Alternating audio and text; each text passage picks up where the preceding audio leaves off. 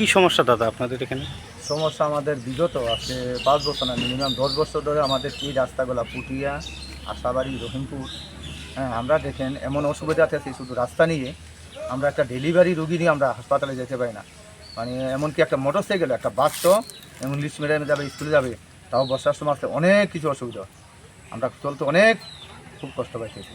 যেমন বিশালগড় থেকে কিছুদিন আগে রাস্তা কার্পিডিংয়ে আসছে আমাদের লাডু চমনি পর্যন্ত, এখান থেকে বাস এখানে স্টপ, এখানে বন্ধ।